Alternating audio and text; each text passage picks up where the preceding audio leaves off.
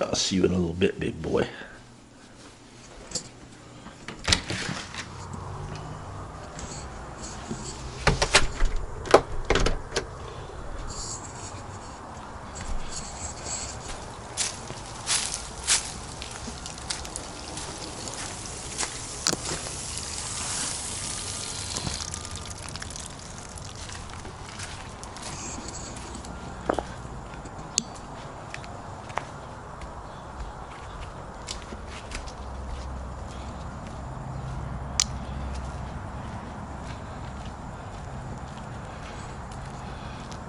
Okay.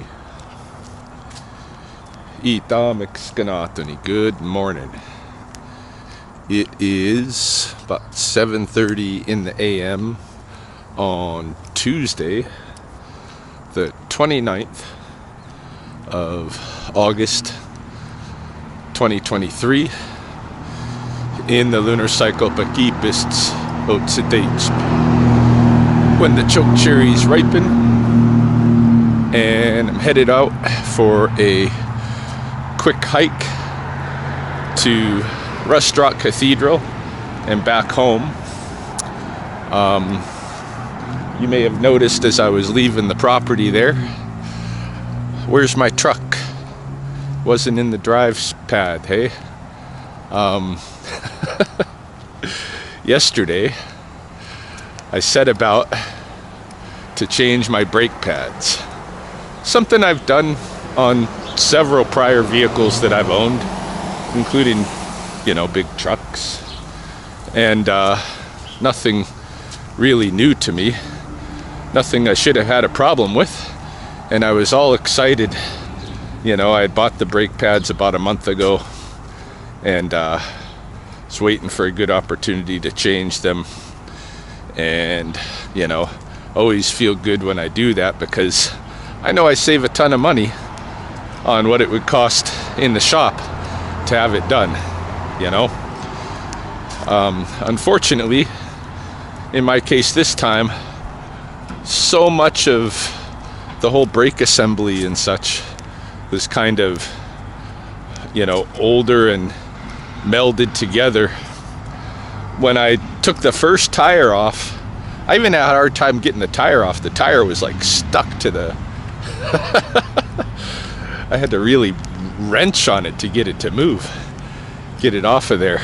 And then when I did, the very first bolt that I tried to remove from the brake calipers was stuck.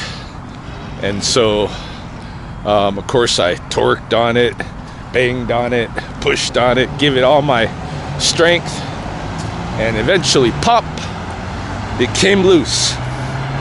Came loose too fast, too quick, such that I had been yanking, on the ratchet, and I ended up popping myself in the face, literally with my own fist. And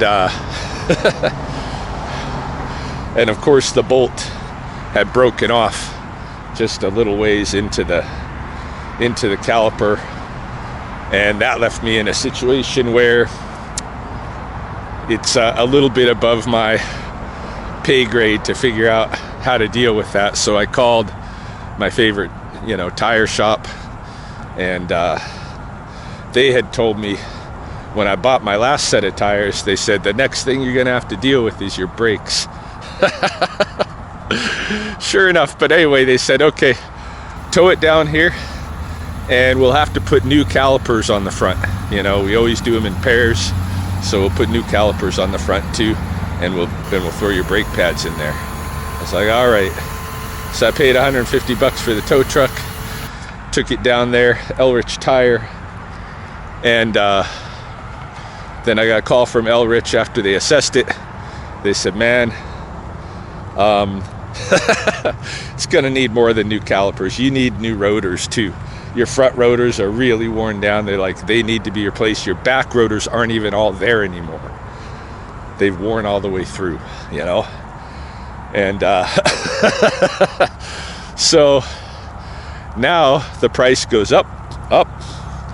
My estimate is $1,900 to have the repair done, and I can't I can't do otherwise than have the repair done.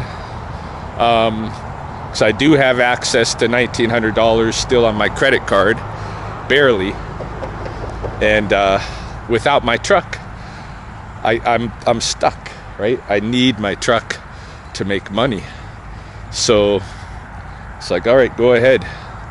But this puts me in a really hairy situation because my credit card, which is very high to begin with, is almost maxed out.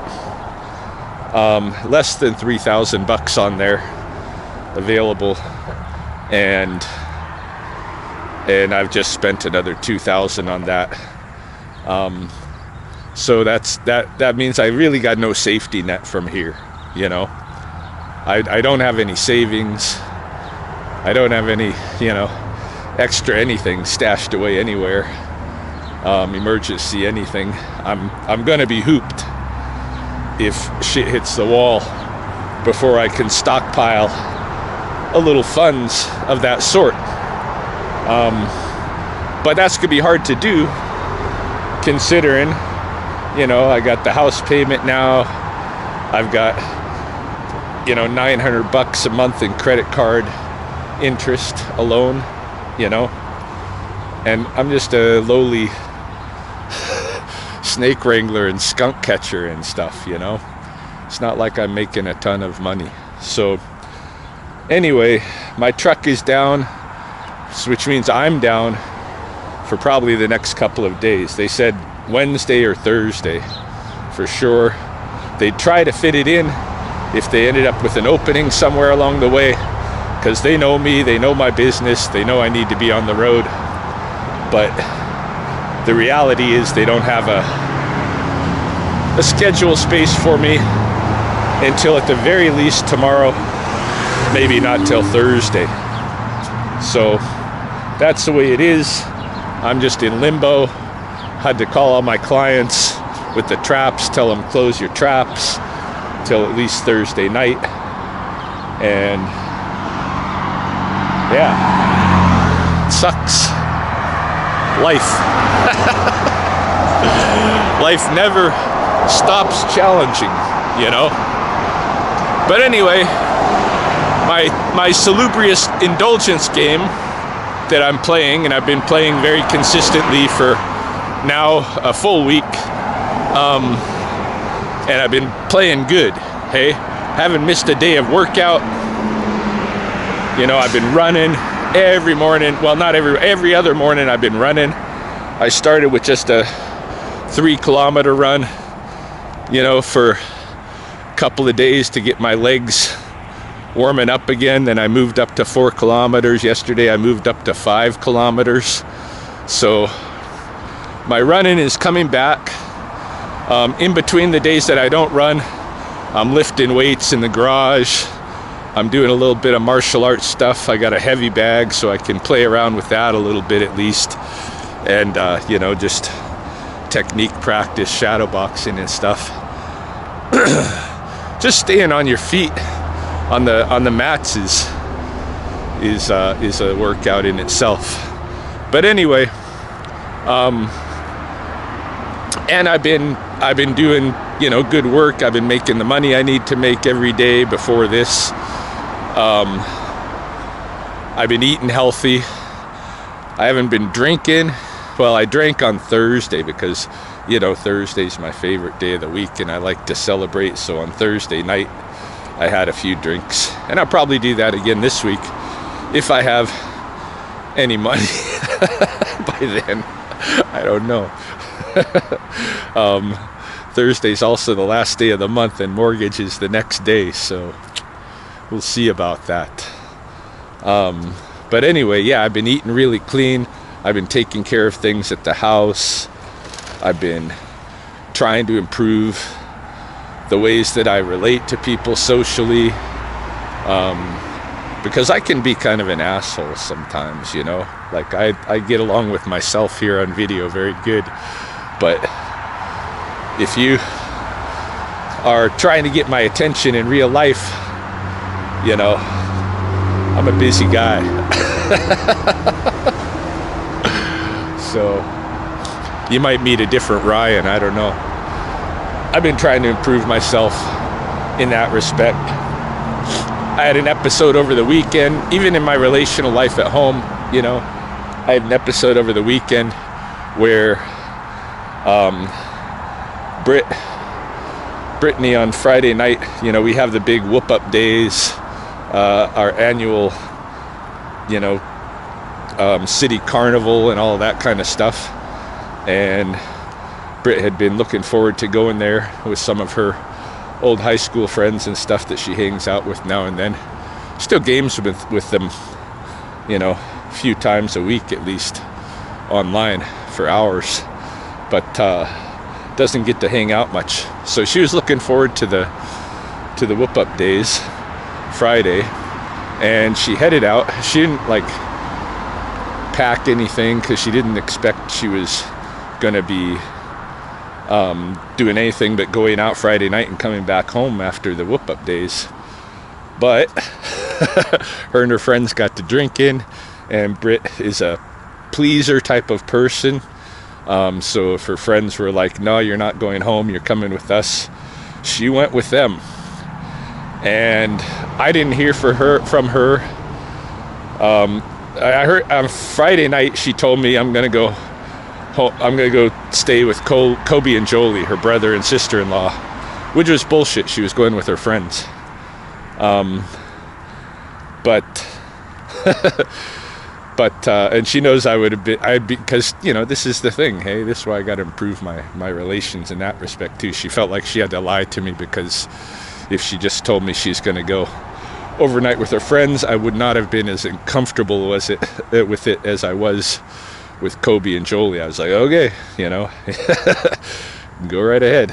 But anyway, she went out with her friends, and I don't know where all they went. I haven't heard the story. I'm not even gonna. I don't really want to know. But I didn't hear from her again at all weekend. Not Saturday, not Sunday, not a word, not a peep. On like later in the day, Sunday, I finally was getting like, what the heck? And I group messaged, you know, some of her siblings and her mom and stuff. I was like, is Brittany still alive? Because I haven't heard from her in like 24 hours or 48 hours. And they say, yeah. Kobe talked to her earlier this afternoon. Why she'll call her brother, you know, to check in. Doesn't call me, the guy she lives with. Whatever. So, but I was happy that somebody heard from her at least. And now I knew she wasn't with them too, right? Which is what I expected. So I figured, okay, she wasn't coming home Sunday night. It was getting late. I figured, all right, Monday she'll be back. She'll have her friends drive her back or whatever. And sure enough, kind of mid-Monday morning, 10, 11 o'clock or something, she shows up at the house.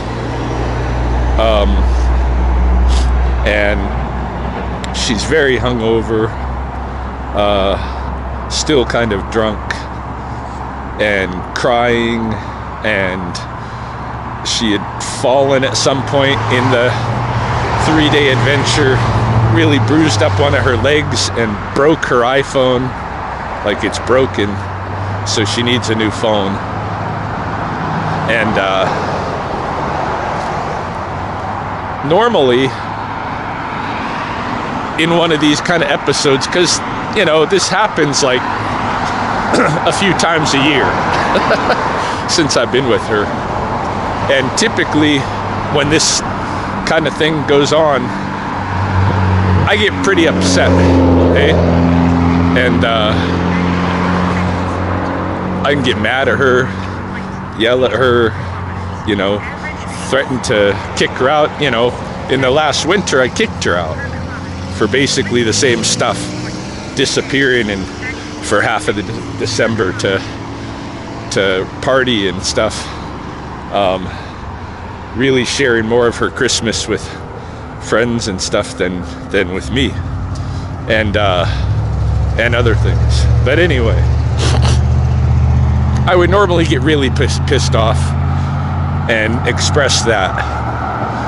And this time, you know, even during the weekend, as thoughts arose in my mind that were angry or resentful, or I wanted to strike out and all this stuff, you know, I even had like messaged her a few times, you know, being mad.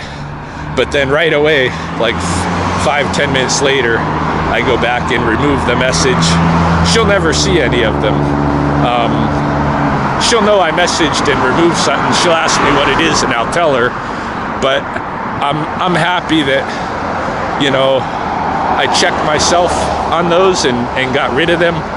And then also that when she did come home, I was able to handle it, you know, really calmly, non-judgmentally. Didn't, like, I let her know I wasn't happy. You know, she asked me at one point, "Are you mad?" And I said, I'm not letting myself be mad. And she says, "Oh, I get it," you know. And but she was very, you know, what do you call it, repentant anyway. She was supposed to go to work. She had a work shift that afternoon, and I was pushing her to just sober up and go and get it.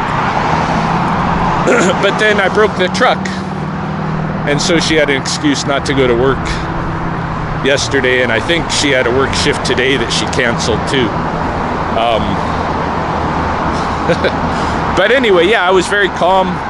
And even on the weekend, as those thoughts, the angers or resentment or strikeout stuff rose, I was trying to be conscious of putting that stuff away, because the only one that being, you know, affected by it at that point when I'm alone is me. I'm just hurting myself with that kind of thinking and stuff, stewing, you know. So that's all part of my salubrious indulgence game that I'm playing. But much self-improvement on the way. But yeah, I've had a really good week in that regard. My health is going up. Physical and psychological. I think the house itself is a huge antidepressant for me. It's making this stuff possible, and y'all are going to see a Ryan like you haven't seen for years, because I've been away from the house and my gym and my workouts and all of that. I know some of you joined the channel in the last 5 years, and you've probably read comments from people about how my channel used to be a lot of fitness content, and now it's totally different. Well, life has its waves. So you guys see some of that come back. Any case, we're going to Rustrock Cathedral. I'm taking the high road, so to speak, on the way there, which is just University Drive. Gonna go to the University of Lethbridge, drop down from there, go directly and check out Rustrock Cathedral, the river, and then we'll follow the river downstream back to Heritage, climb up the Muff, you know, do what we gotta do. I'm not gonna be able to see what's on the camera by the mink hole for a couple of days, because that's a long walk from here to get to Alexander Wilderness Park, so it's not happening. But we'll see what we run into this morning.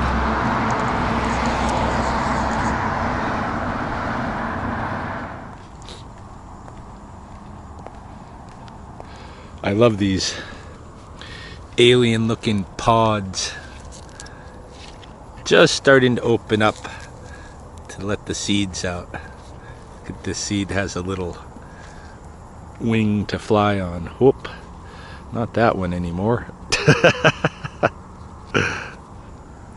Hey.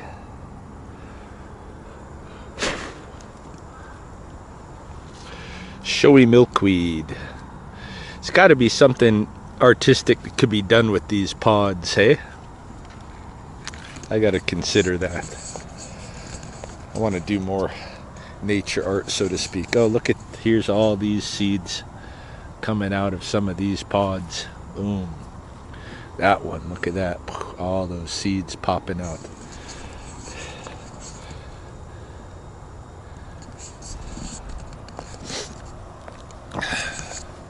Showy milkweed, most people know it famously as the plant that monarchs use to lay their eggs on, that that the monarch caterpillars eat. So basically, if you don't have showy milkweed, you're not going to have a monarch population at all. And at one point, I think some of the naturalists here in town went around and spread showy milkweed seeds. Well, I know they did. They went around and spread showy milkweed seeds, so we get more milkweed for the monarchs that we don't have. We are at the very most northern range of the monarch butterflies, and I've seen one here in all the years of my study in the coulees. Just one. Lots of viceroys, which are monarch mimics, but only one monarch. But the showy milkweed has other good purposes. I keep looking back because up here on the slope, you see there's a bunch of bushes. Those are bullberry bushes. And when I was teaching for Red Crow College, I used to bring my students out here in the winter, and we'd harvest bullberries. And there's a certain technique that you use, a secret trick to harvesting the bullberries, where you don't have to pick by hand and get all thorned up and stuff. And any case, that was a good source. Now it's just no berries growing there. I don't know why, but in Lethbridge, the bullberries have been down for a few years in a row, where it hasn't been anywhere near as many bullberries as there used to be. It's funny, when I would bring my students here from Red Crow to harvest, I would talk to them about the students over, just over the hill here at Native American Studies, who are only reading about this stuff, while my students actually get to live practice.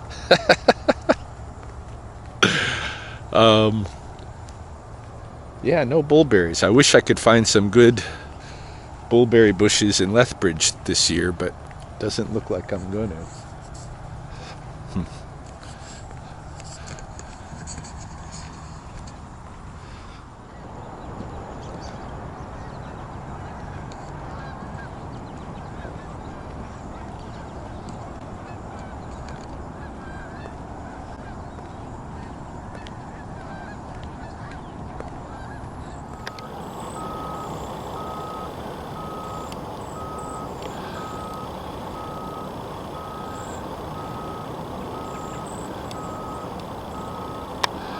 The cedar waxwings are out this morning,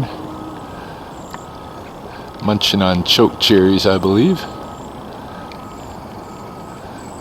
There's a whole bunch of them just here in this choke cherry patch. I can hear them, they're little cricket voices.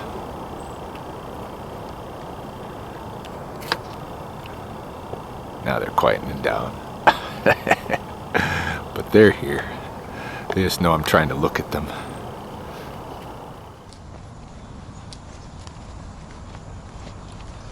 So nice to finally be off the paved trail and onto dirt, which feels the best on the barest of feet,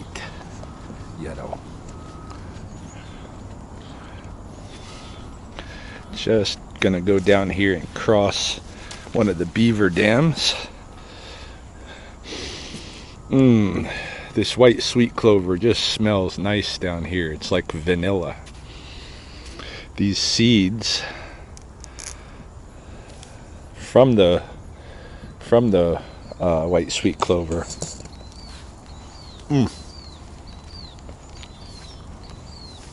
Yeah, they got that. They got that vanilla-ness about them. Pretty good stuff.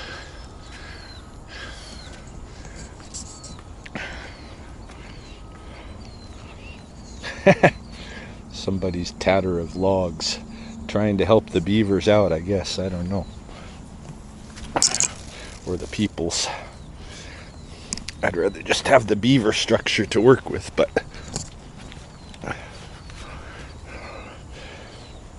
look at this slide the beavers use. Yeah, I love this little backwater back in here. The beaver lodge is up this way.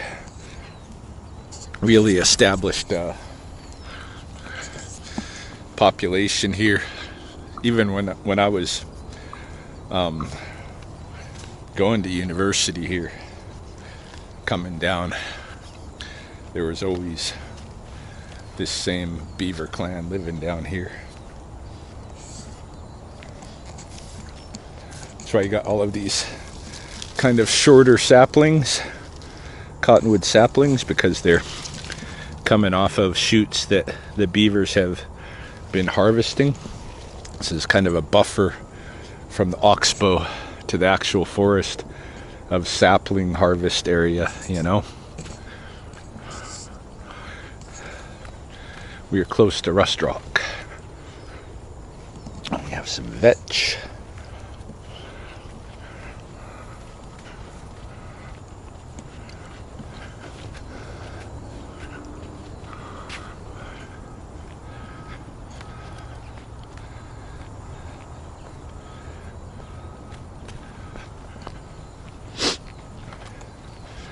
Yeah, I love Lethbridge.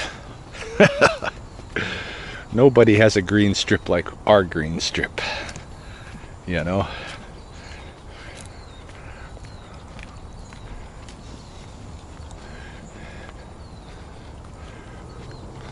Ah yes, I see Rustrock hidden back here. It'll come into view in a second.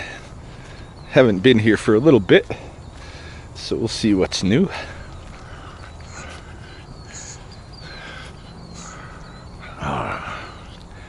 There we have it. The cathedral. Born of summer collected river bottom trash from years and years now. Just take a walk around the outside first before we go up into it. I can see that there's been additions, like this weed eater, this chair, whatever this is, these skates, all of this stuff, this wired in right here is all new stuff. So the artist has been back around to add some this summer. That's a cool little flamingo down there that hadn't been here before. What's really fun about Rustrock is, like, looking into it, you can sometimes see things that, you know, it's layers on layers. Started off with like a ring of bicycles and just built from there. And it's just all junk from the river, you know, old farm equipment, you know, pipes, bed springs, fencing, whatever.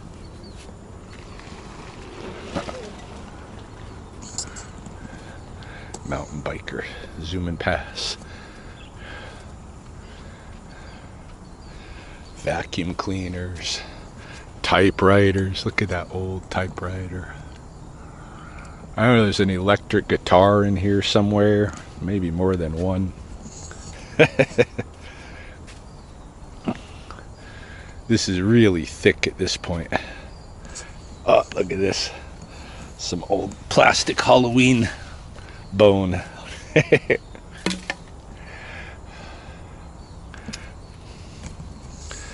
Yeah, we are coming into the Halloween season, and usually right after Halloween, Rustrock has a bunch of spooky stuff that's come to it, trash from the holidays. Here we go up into it. And we got kind of the first level here.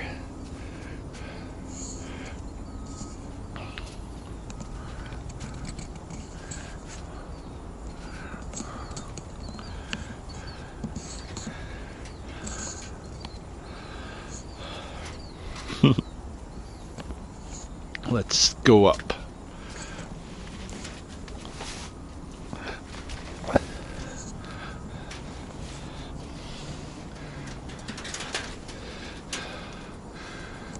This is part of like a bird cage or something here.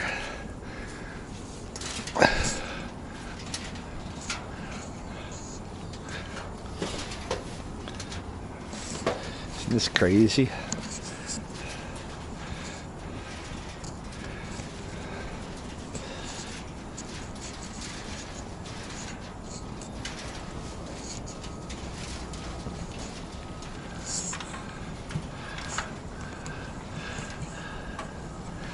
There goes the biker.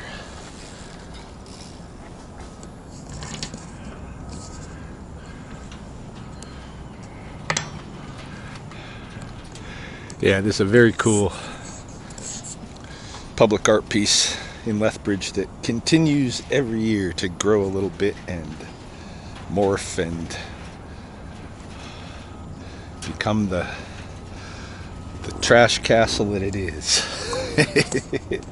Pretty awesome. All right, making our way back down. We'll go check out the river and then start walking downstream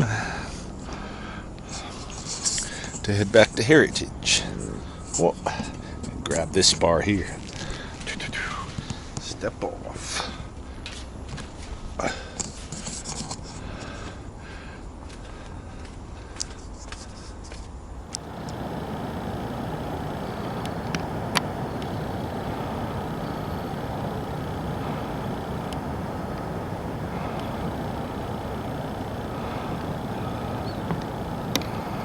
Always a group of pelicans out here by the weir.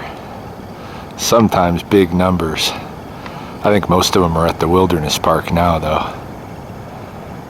I can hear kingfisher chatter across the river there somewhere. I've heard a couple of gulls as well.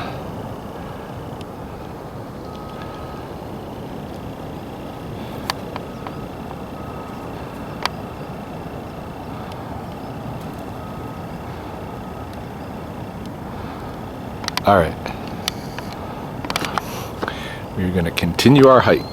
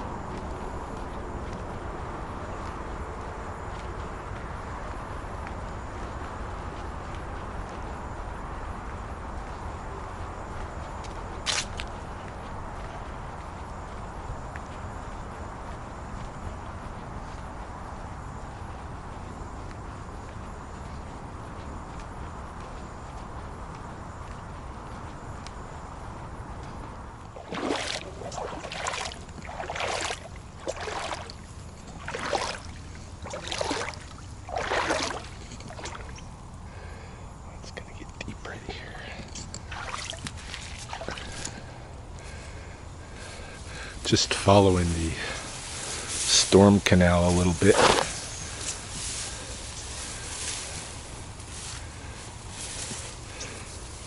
saw a leopard frog, but it saw me first. So I didn't get video of him. I saw him hopping away. Look at this nice mint right here. This old beaver construct. They've had so many lodges along this canal over the years.